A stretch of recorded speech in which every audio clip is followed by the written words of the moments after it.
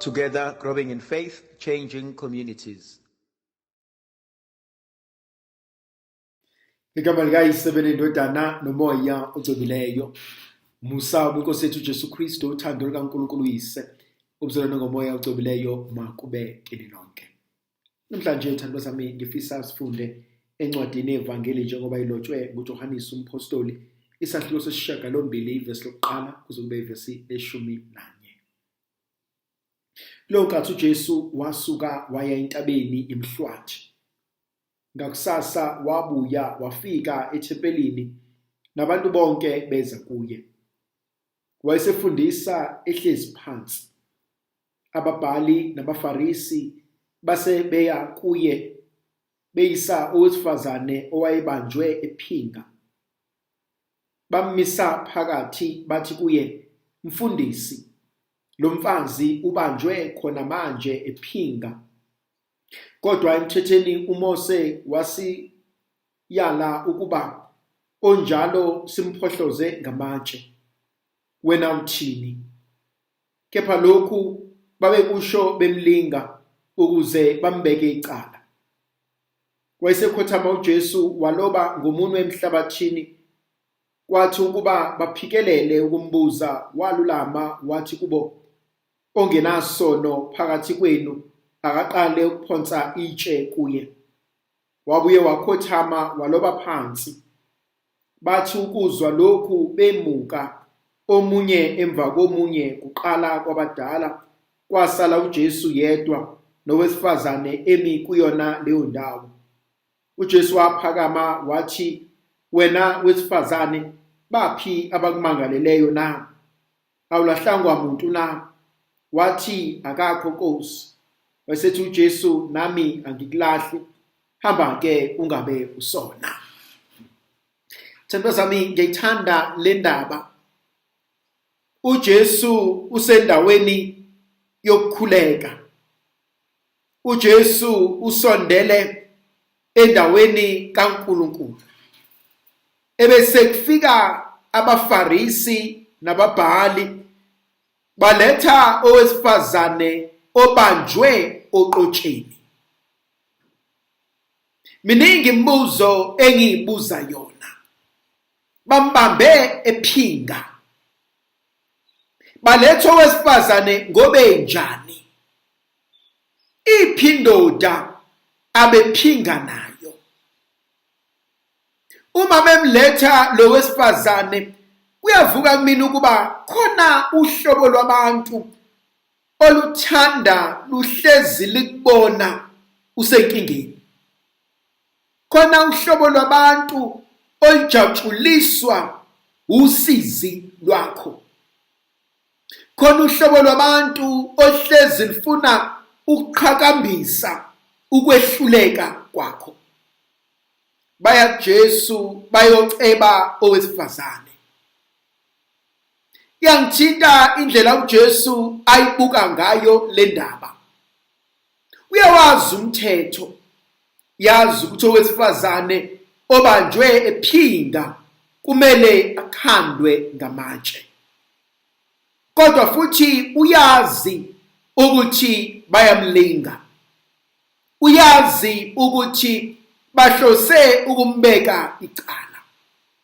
Ngithanda indlela enza ngayo. Lithi izwi likaNkulunkulu wabheka phansi wabhala. Lento ngiyibuka empilweni yethu njengamakholwa. Akusibo bonke abantu abasondela empilweni yakho abaqonde okuhle ngawe. Akusibo bonke abantu abasondela empilweni yakho abakufisela okuhle nokulungileyo. Akusibo bonke futhi abantu obasondeza wena empilweni yakho ababizelwe icebo elihle ngempilo yakho. Yazi ngibuka ngithanda ubuhlakani bukaJesu ukuthi waze wahlakanipha uNkulunkulu. Waze wamuhle uNkulunkulu. Mhlambe ngaphambi kokuba ngiphendule, ngaphambi kokuba ngixoxe, ngaphambi kokuba ngibeke uvo lwami ake ubuke umuntu okubuza umbuzo. Baningi abantu abalimele bakhulume kubantu abarong. Baningi abantu abalimele basuke bagaxela bakhuluma kanti labantu banenhloso ezimbi ngabo. Khona into uJesu ayenzayo engithintayo. uJesu uma khona ongenaso isono makaqale. Akasho uJesu ukuthi angashawa. Akasho uJesu kuba angabulawa. Kodwa uthi uJesu uma khona ongcwele nolungileyo maqale yena.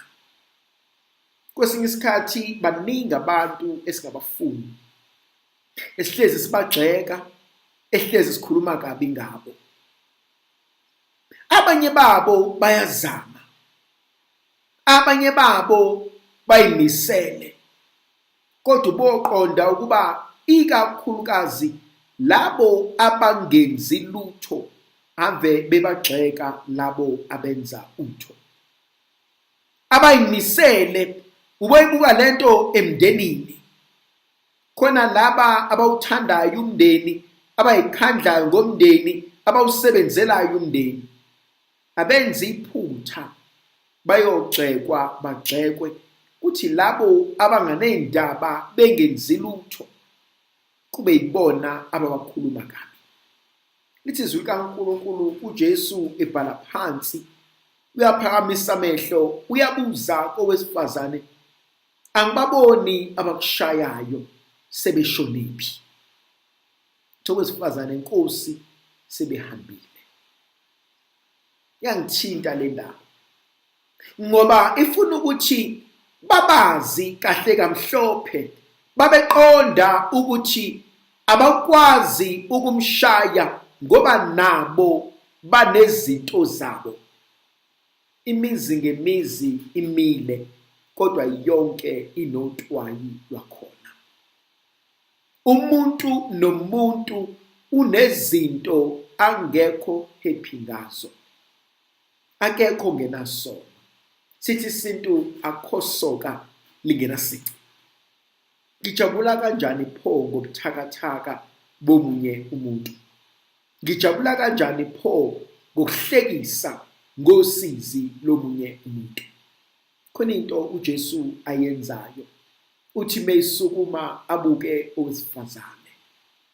Athi nami uqobo lwami angikulahle. Yangithinta le ndaba ukuba uJesu kwazi ukwenza umehluko phakathi kwesoni nesono. Akasifuni isono. Akasijabuleli isono. Kodwa akafuni ukulahla isoni. Bengifisa sithi ukubuka kancane bangaka abantu abakuhlukumezile emndenini, emsebenzini, emphakathini, emasontweni, emabandleni. Othi mubabuka kuvuke loba buhlungu. Othi mucabanga ngabo uthi ngikuthola kunzima ukuxola. Ngikuthola kunzima ukudlula. Ngikuthola kunzima ukulapheka. uJesu wenza umehluko phakathi kobubi nomuntu. Angikuthandi okwenzileyo. Angihambisani nokwenzayo. Kodwa lokho akusho ukuthi angikwazi ukwamukela wena njengomuntu. Lento iyinselelo kumina ngoba isifundisa ukuthi awukwazi ukuvesane udele umuntu. Awukho umgqomo wokulahla umuntu. Yebo umuntu angazenza izinto ezimbi, kodwa lokho akusho ukuthi yena mubi. Iyona ndlela uNkulunkulu asibuka ngayo leyo. Uyakwazi uNkulunkulu ukuhlukanisa ukuthi usibanibani ngiyamthanda kodwa izinto azenzayo angiyithandi. Mhlawumbe bengifisa lenselelo emndenini. kubantwana bethu, kubazali bethu, kwezalwa nabo, ukuthi sibani ngiyithanda indlela owenza ngayo, kodwa kusho ukuthi wena angikuthandi. Masibuse uNkulunkulu somandla asivikela sikhanyisele ngoyise neNdodana noMoya ogcobileyo. Amen.